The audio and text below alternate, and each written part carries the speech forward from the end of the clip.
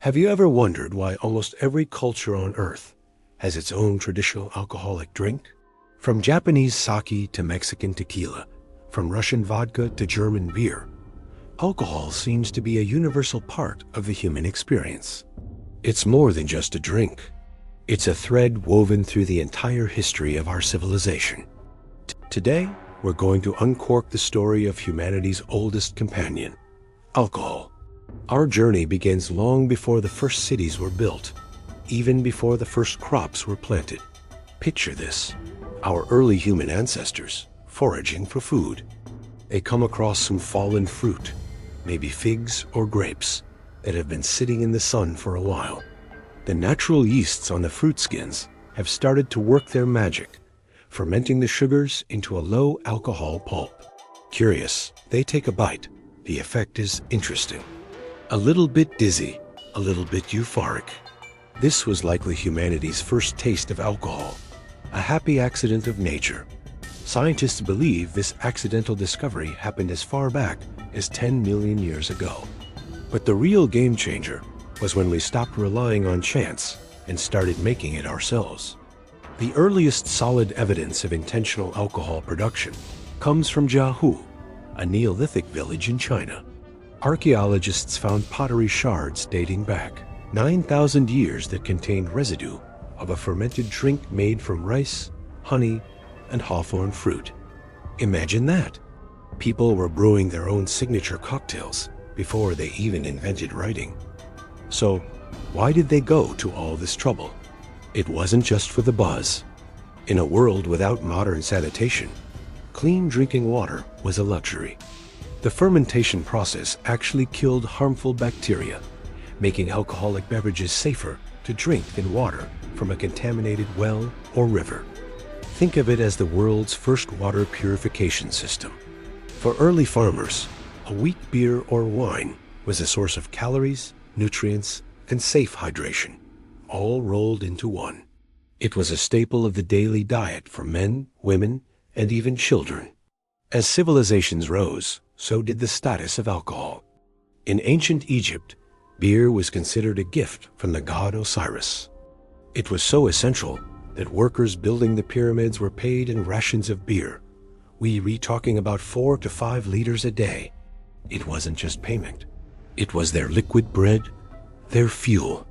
Hieroglyphs depict detailed brewing processes, and there were dozens of different types of beer for various occasions.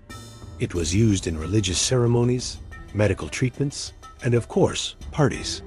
The Egyptians believed that a good afterlife included an unlimited supply of beer. Sounds like a pretty good deal, right? Meanwhile, in ancient Greece and Rome, wine took center stage. The Greeks praised Dionysus, the god of wine, revelry, and ecstasy. Wine was a symbol of civilization itself. They almost always mixed it with water, and drinking it undiluted was seen as barbaric. For them, wine was the key to intellectual discussion. The famous Greek symposiums weren't just wild parties. They were gatherings where men would drink, talk philosophy, recite poetry, and debate politics. Wine was believed to loosen the tongue and inspire creativity. It was the social lubricant that fueled the birth of Western philosophy. The Romans took the Greek love for wine and supersized it. They became master vintners, developing techniques like grape cultivation and barrel making that we still use today. They planted vineyards across their vast empire, from France and Spain to Germany and Britain, spreading wine culture wherever their legions marched. Wine was democratic. Everyone drank it, from the emperor in his lavish villa to the common soldier on the frontier. It was integrated into every aspect of life, from daily meals to religious rituals. Then came the Middle Ages in Europe.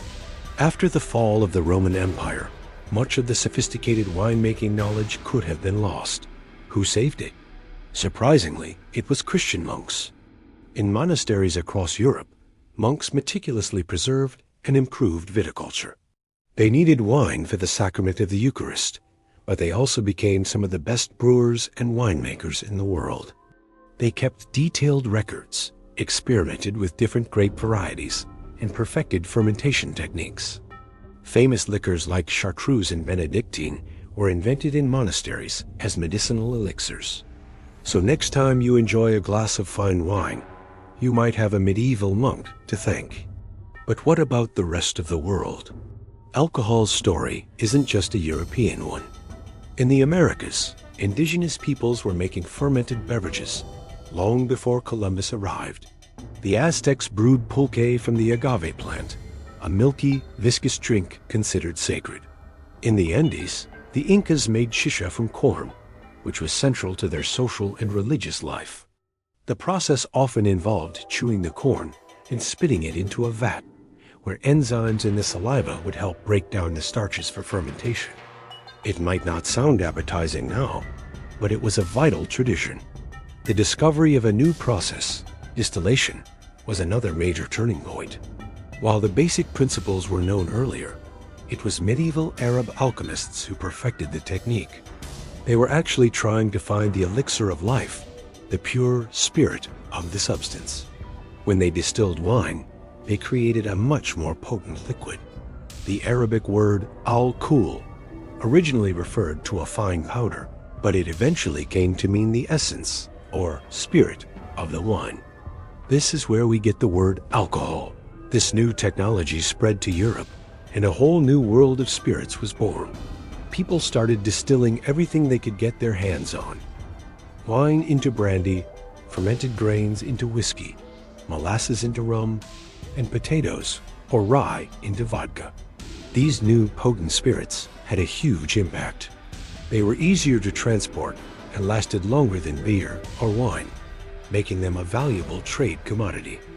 Rum, in particular, played a dark and pivotal role in world history. It was a key part of the triangular trade between Europe, Africa, and the Americas. Molasses, a byproduct of sugar production on Caribbean plantations, was shipped to New England, distilled into rum, then traded in Africa for enslaved people, who were then brutally transported back to the Caribbean to work on the sugar plantations. It's a grim reminder that alcohol's history is intertwined with conquest, exploitation, and human suffering. In the 18th and 19th centuries, the Industrial Revolution changed alcohol production once again. Large-scale breweries and distilleries emerged, making alcohol cheaper and more accessible than ever before. This led to a massive increase in consumption, especially among the urban working class. Gin, cheap and potent, became the scourge of London, leading to what was called the gin craze. This widespread public drunkenness and its associated social problems sparked a powerful backlash: the temperance movement. Groups like the Anti-Saloon League and the Women Set Christian Temperance Union campaigned vigorously against the evils of drink. Their efforts culminated in one of the most famous social experiments in American history: Prohibition. From 1920 to 1933, the production, sale, and transport of alcoholic beverages were banned in the United States. But did it work? Not really. It just drove drinking underground. Speakeasies flourished. Organized crime syndicates, led by figures like Al Capone, grew rich from bootlegging, and people kept drinking, often consuming dangerous, unregulated moonshine. In the end, Prohibition was a failure, and it was repealed. Today, our relationship with alcohol is more complex than ever. It's a celebrated part of our social rituals. We toast at weddings, share a beer with friends, and enjoy a glass of wine with dinner.